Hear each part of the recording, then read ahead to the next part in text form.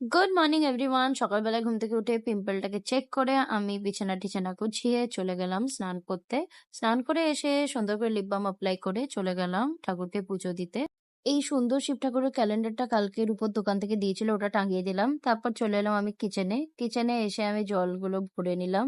দেন ভাত বসিয়ে দিলাম দুপুরের জন্য। তারপর মাঝখানে একটু ফ্রুটি খেতে ইচ্ছে হলো তো ওটা খেয়ে নিলাম। তারপর চলে এলাম আলু ভাজাগুলো ভাজতে। দেন দুপুরে ক্রাইম পেট্রোল দেখতে দেখতে খেয়ে নিলাম। দেন দুপুরবেলায় ভূতের বইটা পড়ে চলে গেলাম একটু ঘুমাতে। ঘুম থেকে উঠে সন্ধ্যাবেলায় আমি খেয়ে নিলাম একটা অমৃতি আর বাখারবাড়ি, তার সাথে আমার ফেভারিট গ্রিন টি। এটা কালকে গুপ্তা ব্রাদার্স থেকে কিনে নিয়ে এসেছিলাম স্ন্যাক্স গুলো। দেন বেশি কিছু এডিটিং এর কাজ ছেড়ে চলে এলাম ডিনার করতে।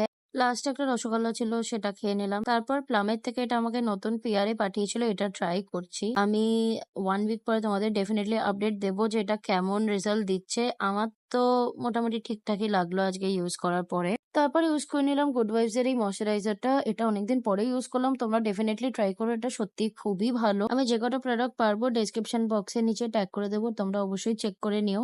তারপরে আমি ইউজ করে নিলাম একটা টিন্টেড লিপ বাম, এটা বেশ আমার ভালোই লাগে। তারপর স্কিন কেয়ার কমপ্লিট করে আজকের দিনটা এখানেই শেষ করলাম।